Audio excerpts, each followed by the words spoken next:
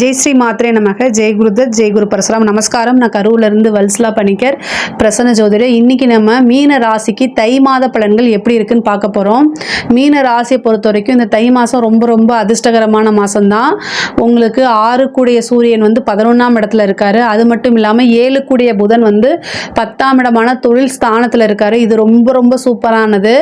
அது மட்டும் இல்லாமல் 12ஆம் இடத்துல சனியும் சுக்கிரனும் சேர்றாங்க. சனி சுக்கிரன் கிரக சேர்க்கை பொருளாதார ரீதியாக நிறைய உயர்வான விஷயங்களை தான் கொடுக்க போகுது.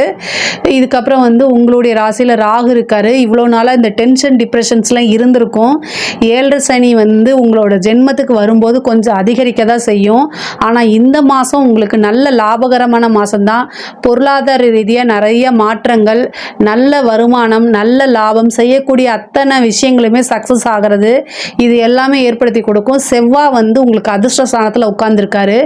2-9 கூடையவர், பாக்கியாதிபதி அவர் தான். அவர் போய் அதிர்ஷ்ட ஸ்தானத்தில் உட்கார்ந்துருக்காரு. பாக்கியம் தானாக தேடி வரும். அது எப்படி? 2ஆம் அதிபதினா என்ன? பணம் அப்படிங்கிறது. அப்போ பணம் மீனராசியை பொறுத்த வரைக்கும் இந்த மாதம் நிறைய கொட்டுன்னு கொட்ட போகுதுன்னு தான் நம்ம சொல்லணும். கமெண்ட்ஸில் சொல்லாதீங்க. பட் ஆனால் 7 சனியும் இல்லை ஜென்மத்தில் ராகு இருக்கிறதோ மன ரீதியாக பல கஷ்டங்களை உங்களுக்கு கொடுக்கும். ஆனால் பொருளாதார ரீதியாக உயர்வு உண்டு. நீங்கள் எவ்வளோ தூரம் பாடுபடுறீங்களோ, எவ்வளோ தூரம் முயற்சி பண்ணுறீங்களோ அவ்வளவுமே உங்களுக்கு காரிய சித்தி தான். காரியத்தில் வெற்றி கிடைக்கும். அது மூலிமா பணம் சம்பாதிக்க முடியும். ஒன்றுக்கு மேற்பட்ட தொழில்கள் செய்யுங்க. புதுசாக தொழில் ஆரம்பிக்கலாம்னா தாராளமாக ஆரம்பிக்கலாம். 11ல் சூரியன் அப்படிங்கிறது கோடி தோஷ நிவர்த்தி அப்படின்னு சொல்லுவோம். அதுவும் 11ஆம் இடத்துல ஒளி கிரகம் இருக்கிறது மிகப்பெரிய யோகத்தை கொடுக்கக்கூடியது. தை பிறந்தால் வழி பிறக்கும் அப்படிங்கிறது மீன ராசியை பொறுத்த வரைக்கும் சூரியன் தை மாதத்தில் வராரு, மகர மாதத்தில் வராரு இல்லையா? அது உங்களுக்கு 11ஆம் இடமா இருக்கனால பெரிய லெவலில் நன்மை. கோடி தோஷ நிவர்த்தினா எந்த தோஷமே வேலை செய்யாது. தை மாதம் உங்களுக்கு 7 சனி, ராகு, கேது எதுவுமே உங்களுக்கு வேலை செய்யாது. எல்லாமே நன்மையாக தான் நடக்கும்னு வச்சுக்கோங்களேன். 10ஆம் இடத்துல புதன் இருக்கிறது இன்னும் ரொம்ப அதிர்ஷ்டமானது. வருமானம்ங்கிறது பல வகையில் ஒன்றுக்கு மேற்பட்ட விஷயங்களை கொடுக்கும். அதே மாதிரி உத்தியோக ரீதி தொழில் நல்லா இருக்குது. உத்தியோக ரீதியாக வேறு இடத்துல மாற்றம் உங்களுக்கு கிடைக்கும். ஒரு கம்பெனிலேருந்து இன்னொரு கம்பெனிக்கு போகிறது, வெளிநாட்டுக்கு போகிறது, வெளியூர் போகிறது, வெளி மாநிலம் போகிறது, இந்த மாதிரி விஷயங்கள்லாம் உங்களுக்கு தானாக நடக்கும். உத்தியோகத்தில் நல்ல ப்ரமோஷன் கிடைக்கும், நல்ல இன்க்ரிமெண்ட் கிடைக்கும், நீங்கள் எதிர்பாராத ஒரு மாற்றம் கிடைக்கும்.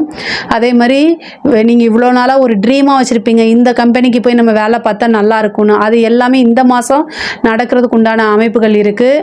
அதே மாதிரி கலை சம்மந்தப்பட்டவங்களுக்குலாம் இது ஒரு பெரிய வாய்ப்பாக நீங்கள் நினச்சிக்கணும். சூரியன் 11ஆம் இடத்துல இருக்கும்போது கலைத்துறை சார்ந்தவங்க மிகப்பெரிய லெவலில் பிரபலமாகிறது, பெரிய பாராட்டு கிடைக்கிறது, நல்ல வருமானம் சம்பாதிக்க முடியும். உங்களுக்குன்னு ஒரு மீடியாவில் ஒரு பெரிய ஃப்ரேமை உருவாக்குறதுக்குலாம் இந்த மாதம் ரொம்ப சூப்பராக இருக்குது. கரெக்டாக அதை யூஸ் பண்ணிக்கோங்க. அரசாங்க துறையில் இருக்கவங்களுக்கு நல்ல அதிர்ஷ்டகரமான மாதம். பெரிய பதவிகள்லாம் தானாக தேடி வரும். அதாவது குரு உங்களுக்கு ராசியாதிபதி 3ஆம் இடத்துல இருக்கார். ஒரு பெரிய பதவி தானாக தேடி வரும். இவ்வளோ நாளாக அதுக்காக நிறைய முயற்சிகள் பண்ணியிருப்பீங்க. இப்போ நீங்கள் சும்மா இருந்தாலே அது தானாக தேடி வரதுக்கு உண்டான அமைப்புகள் இருக்குது. உங்களுடைய லைஃப் பார்ட்னருக்கு நல்ல வேலை கிடைக்கிறதுக்கு உண்டான அமைப்புகள் இருக்குது. ஒரு சிலருக்கு திருமண பிராப்தம் இந்த மாதம் கைகூடி வரும். ஒரு சிலருக்கு காதல் ரீதியாக இருக்கக்கூடிய பிரச்சனைகள்லாம் நீங்கும்.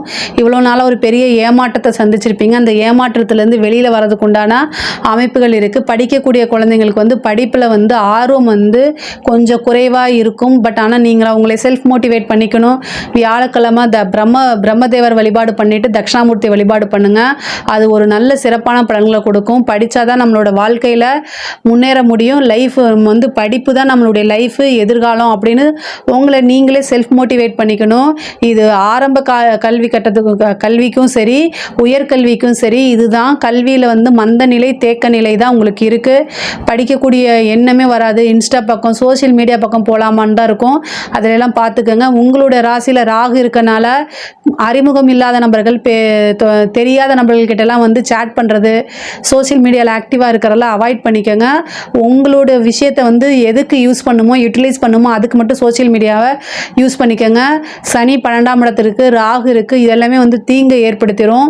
பெண்களாக இருந்தால் கணவருடைய தேக ஆரோக்கியம் ரொம்ப முக்கியம். 7 கூடையவர் 10ஆம் இடத்துல இருக்காரு. ஸோ அதனால் ரொம்ப ரொம்ப முக்கியமாக இருங்க. கணவர் கூட சேர்ந்து வண்டி வாகனங்களை போகும்போது ஆர்கியூமெண்ட்டை தவிர்த்துருங்க. ராகு வந்து உங்களோட ராசியில் இருக்காரு. 4 குடையவரும் 7 குடையவரும் 10ஆம் இடத்துல இருக்காரு. கணவர்கிட்ட ஆர்கியூமெண்ட்டை தவிர்த்துறது ரொம்ப ரொம்ப நல்லது. விட்டு கொடுத்து போகக்கூடிய அமைப்பை நீங்களாக ஏற்படுத்திக்கங்க. நமக்கு நேரம் சரியில்லை அப்படின்னா நம்மளுடைய புத்திசாலித்தனம் என்ன அப்படின்னா ஆர்கியூ பண்ணாமல் அமைதியாக இருக்கிறது.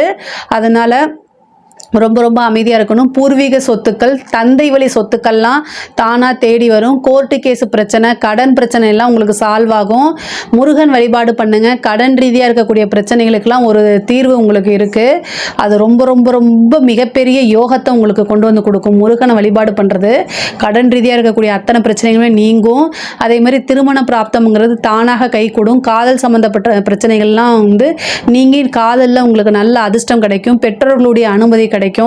நீண்ட தூர பிரயாணம் பண்ணி ஒரு குருநாதர் வழிபாடு பண்ணுறது, ஏன்னா 9ஆம் அதிபதி 5ல் இருக்கனால. அதே மாதிரி குலதெய்வ வழிபாடு பண்ணுங்க. இந்த தை மாதத்தில் குலதெய்வ வழிபாடு பண்ணால் ஒரு மிகப்பெரிய யோகமும் அதிர்ஷ்டமும் இருக்குது. அதே மாதிரி புத்திர பாக்கியம் சில பேருக்கு இருக்குது. செவ்வாயும் சூரியனும் வந்து உங்களுக்கு பார்க்குறாரு. 11 இருந்து சூரியனும் செவ்வாயும் பார்க்குறனால மருத்துவ ரீதியாக ஒரு செலவுகள் இருக்குது. அதை பார்த்துக்கோங்க. வண்டி வாகனங்களை இயக்கும்போது கவனம் இருக்கணும். வீட்டில் வந்து நீங்கள் வந்து மின் சாதனங்களை இயக்கும்போது ரொம்ப ரொம்ப கவனமாக இருக்கணும். இல்லை அப்படின்னா ஏதாவது ஒரு பிரச்சனைகள் வரதுக்கு உண்டான வாய்ப்பு இருக்குது. பொதுவாகவே மீன ராசிக்கு வந்து இது தெய்வ அனுகூலம் நிறைந்த மாதமாக தான் இது இருக்குது. உங்களோட இஷ்ட தெய்வ வழிபாடு, குலதெய்வ வழிபாடெல்லாம் பண்ணிக்கங்க. ரொம்ப அதிர்ஷ்டத்தை கொடுக்கக்கூடிய மாதமாக தான் இருக்குது. பெண்களை பொறுத்த வரைக்கும் ஆடை ஆபரண சேர்க்கிறது இது எல்லாமே ரொம்ப ரொம்ப நல்லா இருக்குது. இதில் ஏதாவது சந்தேகங்கள் இருக்குது அப்படின்னா கமெண்ட்ஸில் கேளுங்க. கண்டிப்பாக நான் ஆன்சர் பண்ணுறேன். நம்மளுடைய சேனலை லைக் பண்ணுங்கள், ஷேர் பண்ணுங்கள், சப்ஸ்கிரைப் பண்ணுங்கள். நன்றி, வணக்கம்.